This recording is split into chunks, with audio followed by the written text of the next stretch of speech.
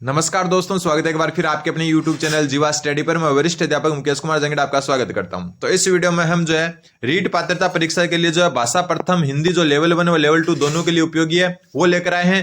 30 question का ये test है, टेस्ट नंबर 1 हिंदी के लिए, क्योंकि अपना जो है साइकोलॉजी का पहला टेस्ट हो चुका है। आज हम हिंदी का देखेंगे। अपना स्कोर काउंट करना है कि 30 में से कितने सही हुए और इसको एक टेस्ट के तौर पर ही आपको देना है। सबसे पहला क्वेश्चन है कि निम्न में से रेखांकित पद का पर्यायवाची शब्द कौन सा है। ठीक है, रेखांकित शब्द कौन सा है? अटवी। अटवी हिल डोलने लगी, सरसी सौरभ घोलने लगी। तो ये जो अटवी शब्द है इसमें पूछा है कि इसका पर्यायवाची क्या होता है। थोड़ा सा पेपर का लेवल अच्छा है तो ध्यान रखना। इसका अटवी मतलब होता है जंगल। क्या होता है? जंगल। और जंगल का पर्यायवाची इनमें से कौन सा है? आप जो अपना उत्तर सोच के रखें। उत्तर होगा इसका option number B, Vipin. Vipin भी क्या होता है? जंगल का ही पर्यायवाची होता है। पावक आपको पता है अग्नि होती है, नयन आंख होता है, तुरंग घोड़ा होता है। ठीक है, तो इसका क्या हो गया आपका? अटवी का जंगल, और जंगल यानी वन, विपिन। ठीक है, तो उत्तर क्या हो जाएगा? Option number B. अगला क्वेश्चन। ठीक है, फिर अगला क्वेश्चन है 32वां। देखो एक बात अपन जो है टेस्ट के हिसाब से इसको देंगे, और टेस्ट से मेरे को याद आया, मैं आपको एक चीज बता देता हूं। जो आपका टेस्ट बुक है इंडिया का एक जाना माना प्लेटफॉर्म टेस्ट सीरीज से संबंधित, उसमें जो है रिपब्लिक डे सेल चल रही है जो 25 और 26 जनवरी 2025 को जो है चल रही है। आज और कल मिलेगी। इसमें आपको जो ईयरली टेक्स्ट बुक पास है, यानी कि पूरे साल का टेक्स्ट बुक पास जो 699 रुपए में मिलता है वो 399 में मिलेगा। लेकिन अगर आप कोड जीवा यूज करते हो तो आपको एक्स्ट्रा 12% और बेनिफिट मिलेगा, और आपको 351 रुपए में ये एक साल के लिए पास मिलेगा, जिसमें पूरे भारत के, राजस्थान के भी रीट, सेकंड ग्रेड, पटवारी, वीडियो सब के जो है टेस्ट, चतुर्थ श्रेणी के सबके टेस्ट, प्लस एसएससी बैंक के जितने भी एग्जाम है, सिर्फ और सिर्फ 351 रुपए में एक साल के लिए 80,000 टेस्ट मिलेंगे आपको, जो पूरे जो है भारत के लगभग जो है 50,000 से ज्यादा एग्जाम से संबंधित है। हर एग्जाम के, जो राजस्थान सरकार के भी एग्जाम, प्लस में SSC bank, railway, group D वगैरह सबके एग्जाम के पास वहां पर आपको मिलेंगे। तो ये जो है आप जो डिस्क्रिप्शन में लिंक दिया जहां पर जाकर आप टेक्स्ट बुक ऐप डाउनलोड कर सकते हो, और जीवा कोड यूज करने पर 699 रुपए की सीरीज आपको मात्र 351 रुपए में पूरे साल के लिए मिलेगी। ठीक है, लिंक जो है डिस्क्रिप्शन में दिया हुआ है, जाकर आप डाउनलोड कर सकते। फिर अब अगला क्वेश्चन है अपना 32वां की सुन काल प्रबल का गुरु गर्जन निर्झरिणी भूलेगी नर्तन, वाक्यांश में रेखांकित शब्द का प्रतिस्थाप्य है। प्रतिस्थाप्य का मतलब हो गया पर्यायवाची एक प्रकार से, कि इसका पर्यायवाची क्या हो सकता है। तो रेखांकित शब्द कौन सा आपका? निर्झरिणी। तो निर्झरिणी शब्द का आपको बताना है प्रतिस्थाप्य या पर्यायवाची क्या होगा। उत्तर अपना सोच के रखें। थोड़ा सा अच्छा लेवल है, लेकिन इतना लेवल तो होना चाहिए ताकि आपकी तैयारी जो है थोड़ी सी लेवल से थोड़ी सी ऊपर हो। ठीक है, तो निर्झरिणी नाम से पता चल रहा है क्या होती है? नदी होती है। निर्झरिणी क्या होती है?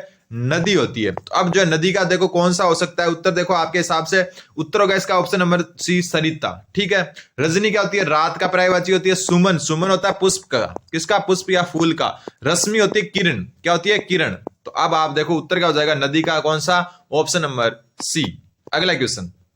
अगला क्वेश्चन है निम्नलिखित में से जो आपके कर्माक्षर है उनमें से सभी के सभी वानर के पर्यायवाची कौन से ऑप्शन में हैं? सभी के सभी वानर के पर्यायवाची होने चाहिए। तो देखो सबसे पहले हम बात करें जो है ऑप्शन बी की, तो इसमें रिपु। रिपु क्या होता है? शत्रु का होता है, तो ये तो पूरा ही कट गया। ठीक है, मरीचि किसका होता है? किरण होती है। ईश यानी ईश्वर होता है, तो ये भी हो गया। शाकामर्ग बंदर का होता है, ध्यान रखना। लेकिन अपने को ये बताना है कि पूरा का पूरा बंदर का होना चाहिए। यहां तो जैसे कपि भी किसका है? बंदर का है। ठीक है, हरि जो है किसका है? भगवान विष्णु का है। ठीक है, फिर आपका था देव, देवताओं का होता है, तो ये भी वैसे पूरा हो गया। तो उत्तर क्या हो गया? ऑप्शन नंबर ए, बंदर, मरकट, कपि। और इसके साथ ध्यान रखना शाकामर्ग भी किसका है? वानर का ही पर्यायवाची। ये कई बार आ चुका है शाकामर्ग अलग से, तो इसका उत्तर हो जाएगा ऑप्शन नंबर ए। अगला क्वेश्चन। अगला क्वेश्चन है निम्न में से स्वर्ण का पर्यायवाची नहीं है। स्वर्ण यानी सोना। सोने का पर्यायवाची कौन सा नहीं है? सोना मतलब नींद लेने वाला नहीं है। सोना यानी स्वर्ण, सोना धातु। ठीक है, तो अब जो है इसका कौन सा पर्यायवाची नहीं है? तो देखो बहुत अच्छा क्वेश्चन है ये। उत्तर आप सोच लें अपना क्या होगा। जो है हिरण्य, ये इसका है सोने का पर्यायवाची, बिल्कुल। स्वर्ण बिल्कुल है। कनक बिल्कुल है। मतंग नहीं है। मतंग किसका होता है? मतंग होता है हाथी का। किसका? हाथी का। तो उत्तर क्या हो जाएगा आपका? Option number B. अगला क्वेश्चन।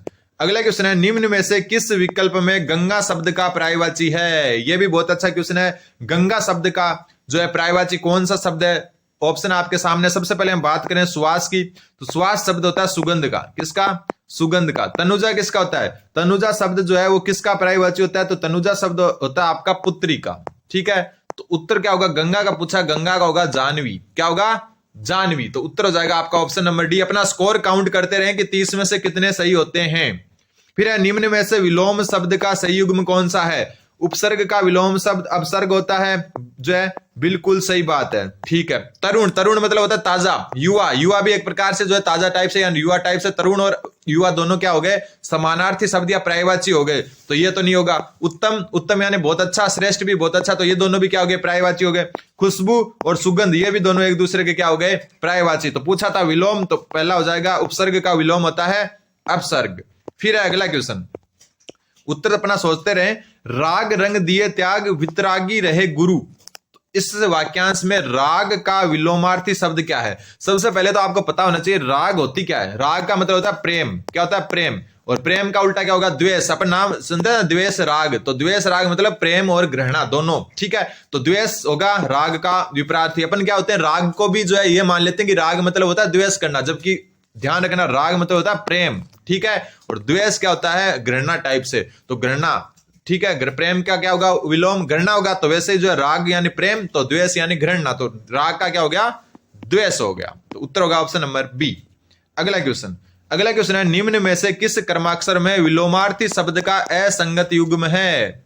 ठीक है, मतलब ऐसे शब्द बताना है जिसमें एक तरफ शब्द दिया है, दूसरी तरफ विलोम शब्द दिया है, लेकिन असंगत कौन सा है वो बताना है। सादर का निरादर होता है, बिल्कुल उत्तर सोच लेना अपना। मुख्य यानी प्रमुख होता है, गौण यानी नगण्य होता है, बिल्कुल सही है। नवीन, प्राचीन, ये भी सही है, तो उत्तर हो जाएगा ऑप्शन नंबर सी। अब आपको लगेगा प्रत्यक्ष का तो अप्रत्यक्ष होता है, जबकि ऐसा नहीं है। प्रत्यक्ष का होता है परोक्ष। क्या होता है, परोक्ष। तो उत्तर क्या हो गया, ऑप्शन नंबर 3।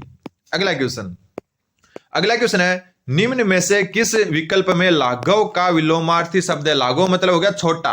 ठीक है, लाघव, लेकिन ऐसा नहीं है कि बड़ा शब्द आ गया और उसको हम मान लेते हैं। लाघव का पर्यायवाची, और मेरे हिसाब से रीट में यह क्वेश्चन 2 बार आ चुका है, और बहुत सारे जो एग्जाम आरएसएस वर्ड के उनमें तो आता रहता है। तो लाघव शब्द का विलोम शब्द होगा गौरव। ध्यान रखना, उत्तर हो जाएगा ऑप्शन नंबर बी। अगला क्वेश्चन, अगला क्वेश्चन है, आस्तिक शब्द का विलोम है। आस्तिक जो ईश्वर में आस्था रखते हैं, तो इसका विलोम क्या होगा? बहुत इजी क्वेश्चन है, शायद आपको पता भी चल गया होगा उत्तर। नास्तिक, जो ईश्वर में जो है विश्वास नहीं रखते, तो उत्तर हो जाएगा ऑप्शन नंबर बी।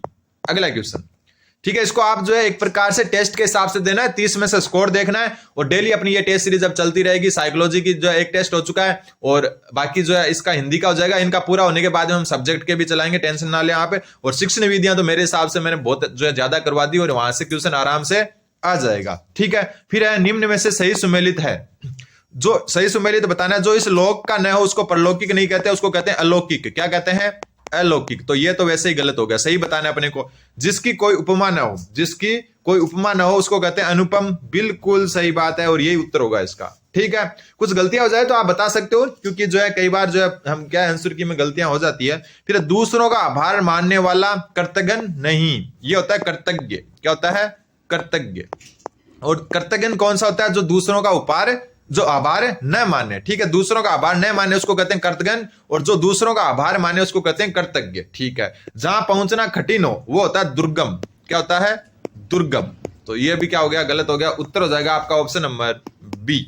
अगला क्वेश्चन, अगला क्वेश्चन है, जिसमें संदेह न हो क्या कहते हैं? जिसमें संदेह ना हो उसको क्या कहते हैं? तो संदेह नहीं है तो मतलब क्या हो गया, जिसमें संदेह न हो उसे क्या कहते हैं, बताओ जल्दी। जिसमें संदेह ना हो, संदिग्ध क्या होता है, संदेह युक्त होता है। चिंतनीय भी एक प्रकार से संदेह युक्त होता है, क्लिष्ट भी नहीं होता। तो उत्तर क्या हो जाएगा, असंदिग्ध। मतलब जो जिसमें संदेह न हो यानी क्या हो गया, असंदिग्ध हो गया। ठीक है, ठीक है, तो जिस पर संदेह ना हो होता है असंदिग्ध।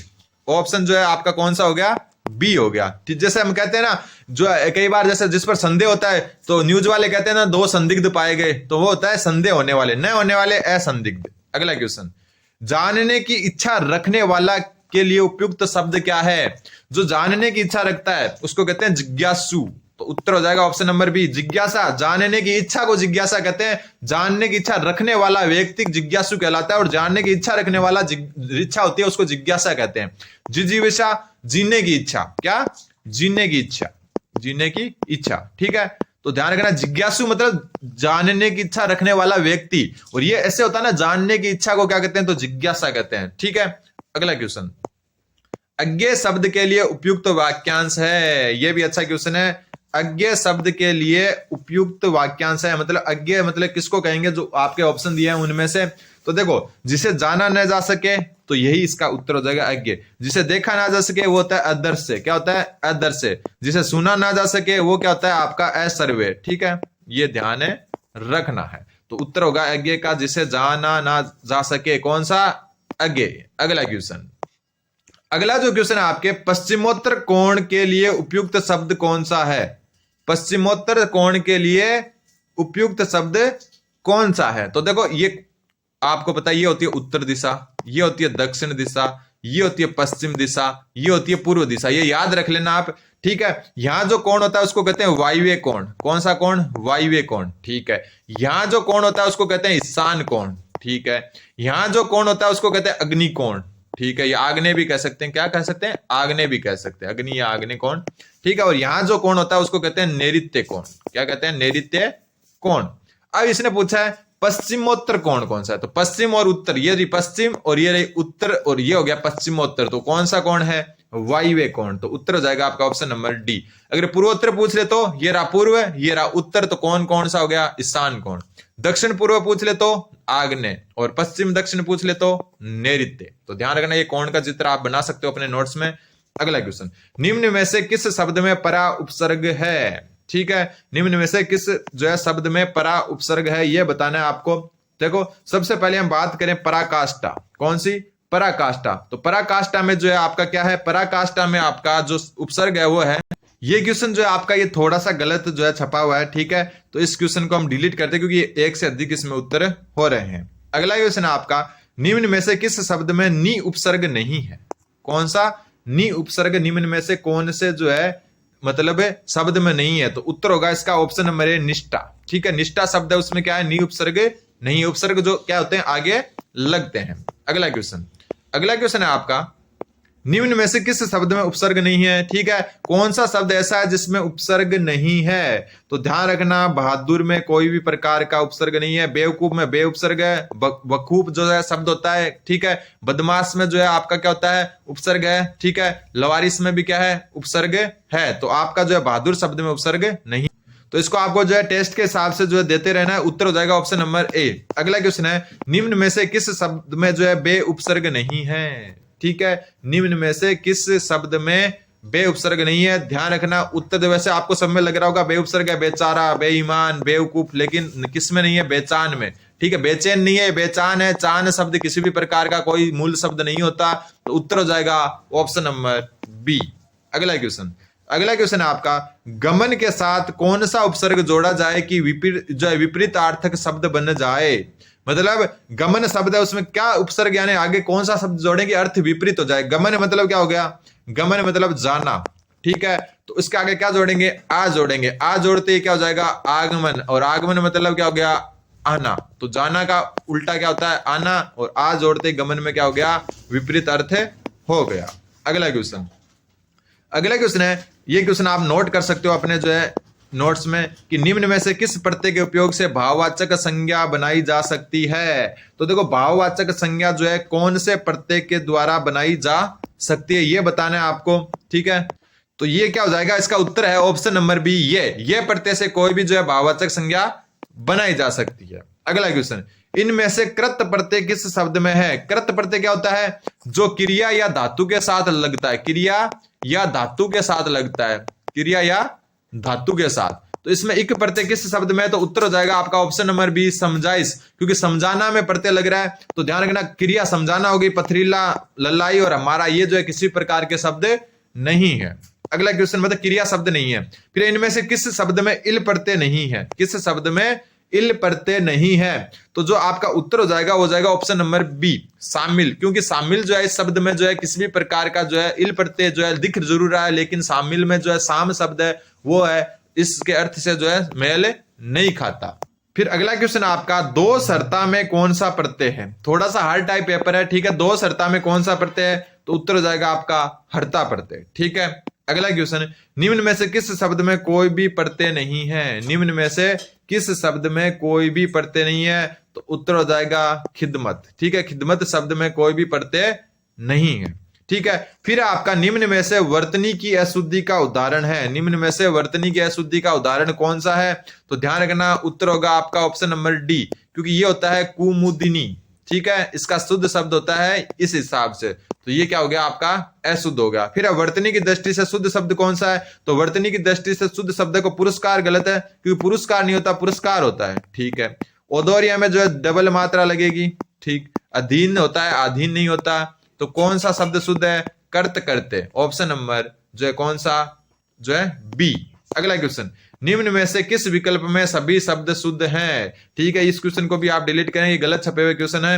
फिर आपका क्वेश्चन नंबर 59, वर्तनी की दृष्टि से कौन सा शब्द आपका अशुद्ध है। ठीक है, फिर जो आपका है क्वेश्चन अगला कि अशुद्ध जो है शब्द बताना आपको, अशुद्ध कौन सा है। तो देखो, अधीन सही है, अंत्यक्षरी सही है, पड़ोस भी सही है, तो उत्तर हो जाएगा आपका ऑप्शन नंबर ए, त्योहार। त्योहार शब्द ऐसे लिखा जाता है, ध्यान रखना, त्योहार एक ही मात्रा होती है, और कई बार त्योहार ऐसा भी लिखा जाता है, त्योहार ऊपर जो है ये नए की बिंदी आ जाती है, ये भी गलत है, ध्यान रखना। त्योहार में सिर्फ एक मात्रा होती है, त्योहार होता है, तो उत्तर हो जाएगा ऑप्शन नंबर ए। ये आज के कुछ क्वेश्चन थे, मेरे को जो है मतलब जो है पेपर का लेवल ठीक ठाक लगा, क्योंकि रीड के थोड़ा सा मैच नहीं कर रहा, मैंने सोचा अच्छा पेपर है। स्टार्टिंग के कुछ क्वेश्चंस और लास्ट के कुछ क्वेश्चन अच्छे हैं, बाकी जो है पेपर जो है आपका आज उस हिसाब से नहीं रहा, तो आगे हम जो है थोड़ा सा और सुधार करेंगे इस प्रकार से। तो आप जो है जीवा स्टडी पर बने रहें, धन्यवाद।